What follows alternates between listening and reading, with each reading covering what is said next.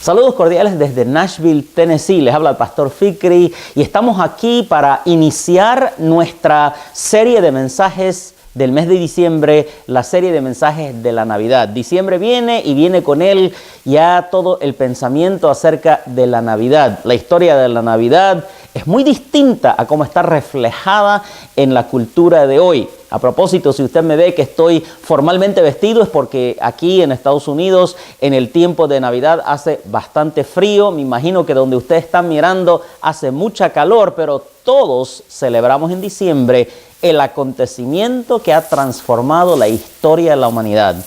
Cristo en la Navidad. Este es el título de nuestra serie. De esto quiero que hablemos por las próximas 4 semanas, desde aquí hasta el día de Navidad. Cristo en la Navidad. La Navidad no fue diseñada para comprar y vender, no fue diseñada para regalarse los unos a los otros. No tengo nada en contra de comprar, ni de regalar, ni de vender. Todo eso son buenos, pero no es el propósito de la Navidad.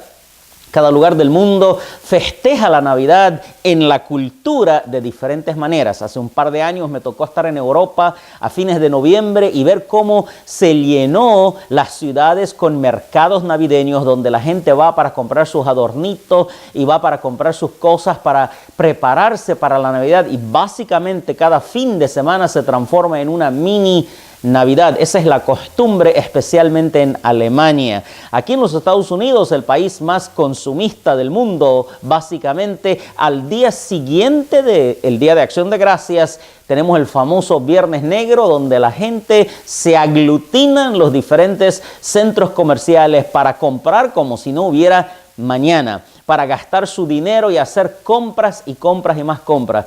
Esto comienza en Viernes Negro y continúa hasta la época de la Navidad. Es el tiempo donde la gente gasta su dinero y hace compras. Nosotros vivimos cerca de un gran mall aquí en Franklin y la verdad que nuestra vida se hace difícil en el mes de diciembre porque todos los caminos y todas las calles están tan llenas porque la gente inunda nuestro lugar simplemente para hacer compras. Anoche me tocó llevar a mi hija a ver una obra teatral en su escuela.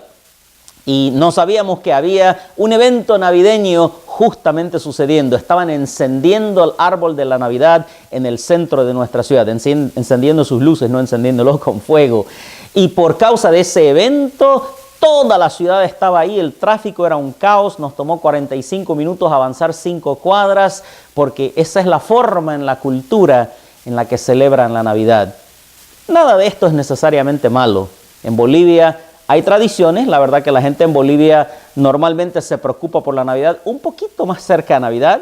Recuerdo muchos haciendo sus compras el 24 de diciembre y arreglando su árbol unos 2-3 días antes o qué sé yo. Nosotros, como puede ver, ya tenemos el árbol, pero todavía no lo hemos adornado porque todavía somos bolivianos y nos tomamos el tiempo de hacer las cosas. Pero todas estas culturas y todas estas costumbres no reemplazan el propósito bíblico de la Navidad. No reemplazan la forma bíblica de mirar a la Navidad y celebrar la Navidad. Por eso, en estas 4 semanas queremos hablar de Cristo en la Navidad. No de Papá Noel, no de regalos, no de Hollywood, no de las películas chistosas de la Navidad. Queremos hablar de Cristo en la Navidad. Repito, ninguna de estas cosas es mala por sí misma, pero volvamos al principio, a la razón original de la Navidad, el hecho histórico que transformó toda la historia humana. Dios hecho hombre, la única vez en la que Dios interviene de tal manera en la vida humana, encarnándose, haciéndose hombre y viviendo entre nosotros. 4 relatos de esta historia se han escrito, llamados los 4 evangelios, la historia de la proclamación de Dios hecho hombre. Marcos, a pesar de ser discípulo de Pedro y ha recibido sus informaciones de parte del testigo ocular Pedro, por la brevedad de su evangelio no menciona nada acerca del nacimiento de Cristo. Pero Mateo, Lucas y Juan dan diferentes perspectivas. Por eso tenemos diferentes evangelios, porque cada uno desde su perspectiva nos da un vistazo, una mirada del significado de la Navidad. Mateo, hablándole al pueblo de Israel, y de eso vamos a hablar un poco más hoy día, nos da un vistazo desde esa perspectiva al significado de Cristo en la Navidad. Lucas, hablando al pueblo gentil, tiene otra perspectiva muy importante, y Juan, finalmente, el teólogo, viene desde la perspectiva de la eternidad. Juan comienza su evangelio no en un pesebre, sino en el principio era la palabra o el verbo, y el verbo era con Dios y Dios era el verbo. Así que Juan comienza en una perspectiva eterna. Mateo comienza hablando al pueblo de Israel y Lucas al pueblo gentil. A eso nos vamos a abocar por las próximas semanas, a verlo a Cristo en la Navidad. Acompáñenos en esta muy emocionante jornada de descubrir a Cristo en la Navidad. Y la primera, siguiendo el orden de impresión de las Sagradas Escrituras, está en Mateo. Así que lo que yo quiero hacer en los próximos minutos es leer el relato de Mateo y explicar qué es la perspectiva de Mateo acerca de Cristo en la Navidad. Y mi objetivo, se lo voy a vender desde el principio, es que usted entienda lo que el Evangelio de Mateo dice y lo ponga en práctica en su vida en esta semana que viene. Mateo comienza su Evangelio con 17 versículos de genealogía. Luego cuenta los detalles de la historia del nacimiento de Cristo y la revelación que recibe la Virgen María, y finalmente habla acerca de la visita de los magos. Muy interesante el orden en el que él escoge presentar su evangelio. Los primeros 17 versículos parecieran ser aburridos. He hablado con muchos cristianos y discípulos que dicen, ¿por qué Dios pone cosas en la Biblia? ¿Para qué quiero yo saber nombre tras nombre tras nombre? Y yo le voy a decir por qué. En aquel entonces no había Wikipedia, en aquel entonces no había Google, no había una forma de encontrar hijo de quién es fulano, de quién viene sutano. En el Beni, y muchas veces la gente en Santa Cruz dice, ¿y cuyo hijo es ese? En aquel entonces no había forma de saber eso sin escribir genealogía. El propósito de la genealogía presentada en el Evangelio de Mateo es establecer el origen mesiánico de Cristo.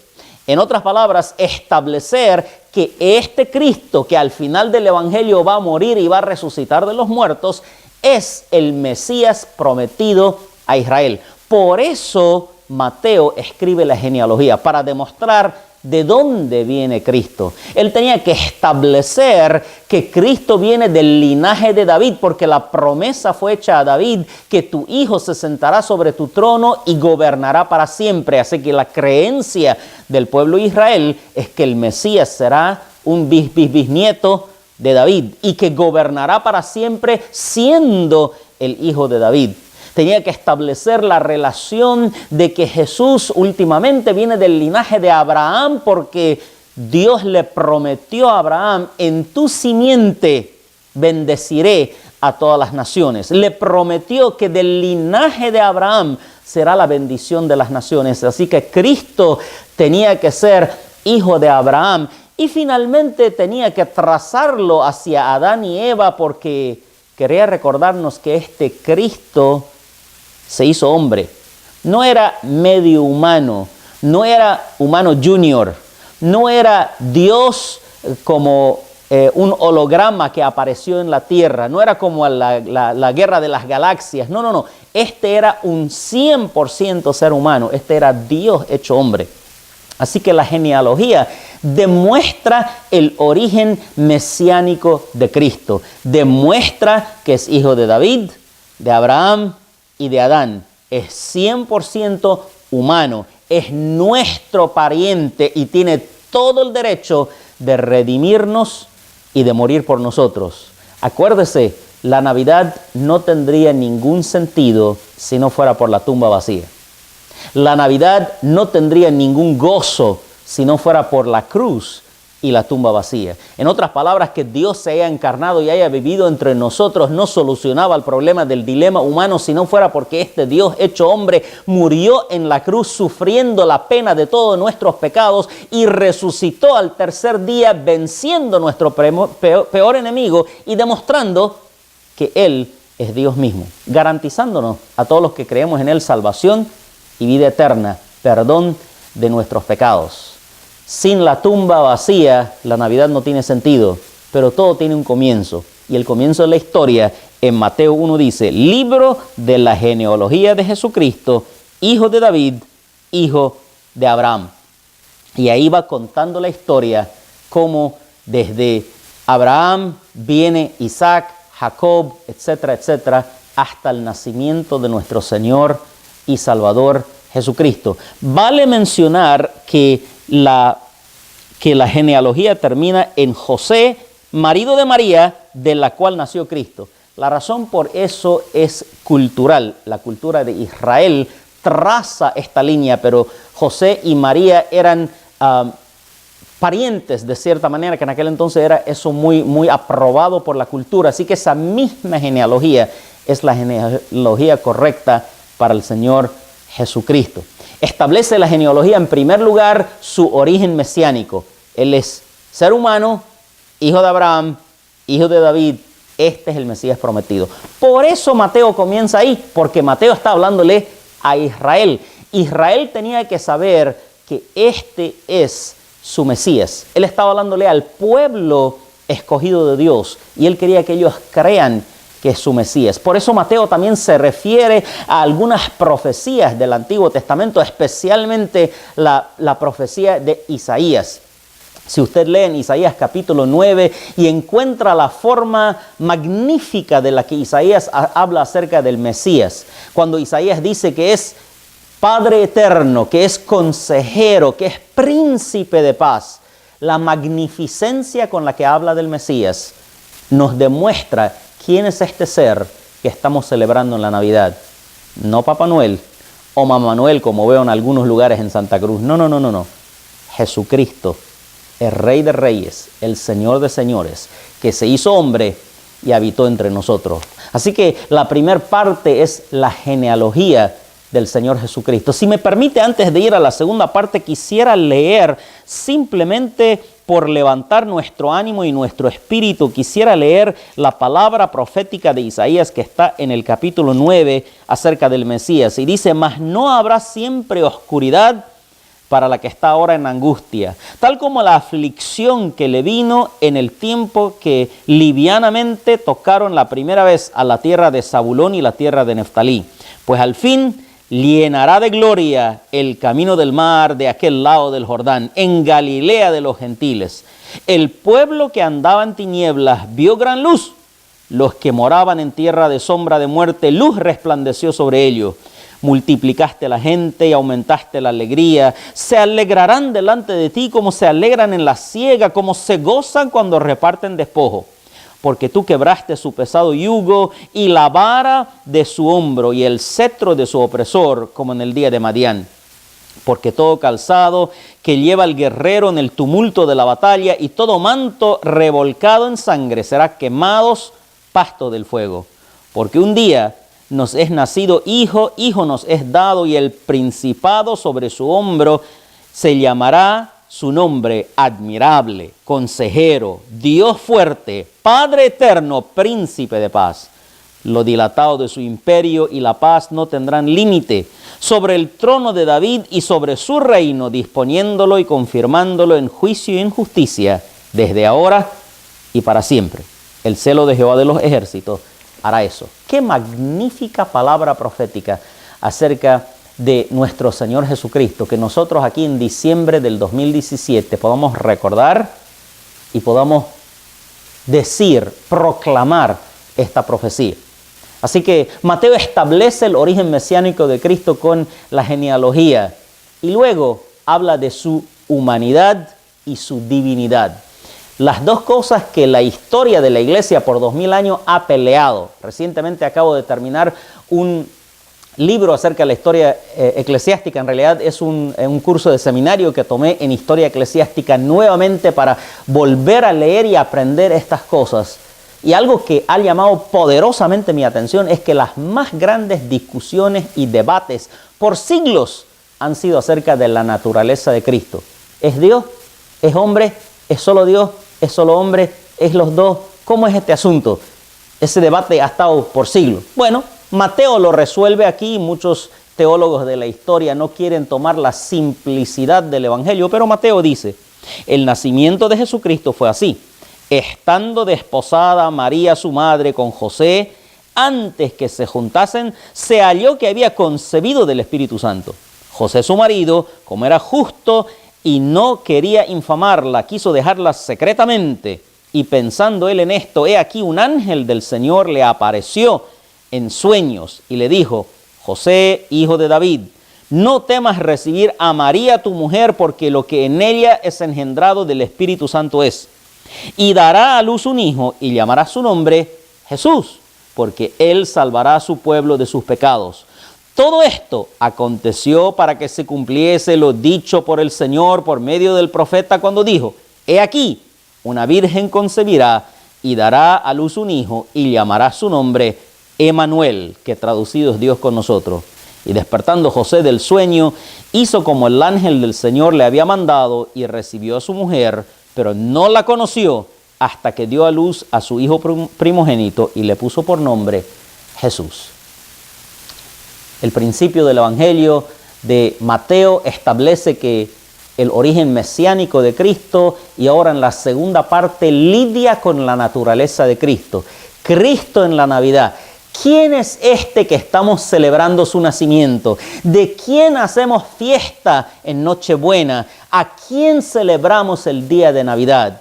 Celebramos a Dios sacrificándose de la forma más admirable posible, dejando su eterna gloria, su absoluta divinidad, su magnificencia que llena el universo entero y naciendo como un pequeño ser humano en un humilde pesebre. Estamos celebrando a Dios hecho hombre. Creo que todos han escuchado de mí la definición del Evangelio, de que el Evangelio es que Dios se hizo hombre en Cristo, pero a veces se vuelve una simple frase y dejamos de entender cuán grande es esta declaración. En mis estudios recientes, algo que estoy admirando más y más es el enorme sacrificio de Dios al hacerse hombre. Yo no creo tener la capacidad de hacer un sacrificio tan grande. Es más, estoy seguro que no lo podría hacer. Dejar toda esta gloria, dejar toda esta honra y nacer como un bebé. Ni siquiera apareció como un ser humano completo, con libertad de decisión y con autoridad y en la casa de un rey o en un palacio. No. Nació como un humilde bebé en un humilde pesebre entre animalitos. A veces pensamos que el pesebre es algo romántico. No, el pesebre huele mal. Usted ya sabe por qué. Lleno de animales que hacen sus necesidades. Ahí nació el Salvador. Dios se hizo hombre en Cristo. En esta segunda parte del relato del nacimiento, Mateo declara, este que está naciendo es Dios y es hombre a la vez. Ya les demostré su origen mesiánico, ahora les recuerdo su doble naturaleza. Les recuerdo que tiene la naturaleza de Dios y la naturaleza humana, como el credo niceno y de los apóstoles declara 100% Dios y 100% hombre. Después de todas las discusiones, la iglesia del Señor Jesucristo alrededor de los siglos finalmente nos recordó y lo plasmó en un credo de que Jesús es 100% Dios y 100% hombre. Luz de luz, Dios de Dios, pero también ser humano igual que nosotros. ¿Cómo es eso, pastor? Podría tomar horas y horas de explicarle todos los entornos y las explicaciones teológicas, pero al fin y al cabo, después de leerlo todo, es un acto de fe, de creer, de que Dios decida ser un ser humano. Y si Dios lo decide, Él lo ejecuta de esta manera, adquiriendo naturaleza humana. No simplemente un cuerpo humano, no, Él tenía naturaleza humana. Sentía, pensaba, reflexionaba y respondía como un ser humano. Esto que acabo de decir es lo que hace la Navidad el evento tan magnífico que celebramos, porque Dios, que creó billones de galaxias con billones de planetas, escoge de la magnificencia de su eternidad encarnarse en un vaso tan frágil como un pequeño bebecito y vivir entre nosotros. y morir por nosotros y resucitar por nosotros. Esto es lo que hace el evento de la Navidad, un evento de gran celebración. Por eso Isaías dice, multiplicaste la alegría más que en el tiempo de la siega, porque ahora Dios está con nosotros. Emmanuel, Dios con nosotros. En esta segunda sección, que es profundamente teológica, el evangelista, el autor del evangelio, está declarando, no lo está peleando, lo está declarando que Dios se hizo hombre. Y le habla el ángel a José para decirle, no tengas miedo de tomar a María por mujer tuya, porque ella no te engañó. Lo que está en ella no es por obra humana, ella no le tocó a ningún hombre, ella está embarazada por el poder del Espíritu Santo. El Espíritu Santo vino sobre ella y quedó embarazada. Otra vez puedo hablar de muchas explicaciones teológicas de cómo ha ocurrido este milagro, pero en vez de eso, léalo, recíbalo por la fe y entiende que este estudio de las Sagradas Escrituras nos explica el milagro único que jamás antes y nunca más después se volverá a repetir. Dios hecho hombre y habitando entre nosotros. El ángel se le aparece a José para que no tenga miedo y para revelarle que lo que está en María es Dios en nosotros. Por eso se llama Emmanuel. José lo entiende, lo recibe, y si José lo recibe, usted lo tiene que recibir. ¿Por qué, pastor? Déjeme decirle por qué. Yo vengo de Egipto, vengo del Medio Oriente. Aún hoy, el hecho de que una mujer quede embarazada antes del matrimonio es un enorme escándalo en nuestra cultura. Imagínense hace 2000 años. Hoy en día, hoy es un terrible escándalo. Cualquier mención de la idea de fornicación o de adulterio en manera pública es terriblemente escandaloso hoy. Imagínense hace 2000 años. Piensa en José. Evidentemente María quedó embarazada y su panza se notó antes que vivan juntos. Las implicaciones para José casarse con ella eran muy graves. Era decir, estoy casándome con una persona que probablemente ha estado en adulterio y en fornicación. Eran implicaciones fuertes cultural y económicamente. Él no era empleado, él tenía su propio negocio. ¿Cree usted que hacer algo como eso iba a ayudar a su carpintería? No creo que él era el único carpintero en el pueblo, y estando la gente escandalizada de él, lo más probable es que vayan a otros carpinteros y él sufra no solamente las miradas en el mercado y los dichos y los susurros, sino económicamente sufra. El hecho de que José lo aceptara y se casara con ella, para mí es plena evidencia histórica y cultural que el milagro que ocurrió en María es un milagro divino, que ella fue concibió con el Espíritu Santo. Esto es una demostración lógica para nosotros de que Jesús es Dios hecho hombre, simplemente mirándolo desde la perspectiva de José, que José escuchó al ángel, creyó la revelación y se casó con su esposa, contra viento y marea. Se casó con ella contra cultura, contra todo lo demás. Aparentemente dentro de un rato tuvieron que ir a vivir a otro lado, porque ya se imaginarán la presión que han tenido que sufrir. Pero se casó con ella, siendo hombre. Yo, siendo un hombre del Medio Oriente, le puedo dar testimonio que eso es una absoluta seguridad de que por lo menos José estaba 100% seguro que su prometida quedó embarazada por el Espíritu Santo y que no lo engañó, que no estuvo con ningún otro hombre, sino que es 100% virgen y que 100% experimentó el milagro más grande de la historia humana. Esto es lo que defiende la segunda sección del Evangelio de Mateo, relatando la historia del nacimiento de Jesucristo, la historia de la Navidad. La última parte habla acerca de la visita de los magos. No la voy a leer toda, pero quiero hablar acerca del testimonio público del nacimiento de Cristo. Cuando Jesús nace, muchos milagros suceden. Muchos milagros visibles. ¿Se acuerda la noche del nacimiento cuando aparecen ángeles y le hablan a los pastores y una hueste de ángeles magnifican a Dios? Bueno, La historia de los magos es otro de los ejemplos de grandes milagros que suceden alrededor. ¿Sabe qué para mí es eso?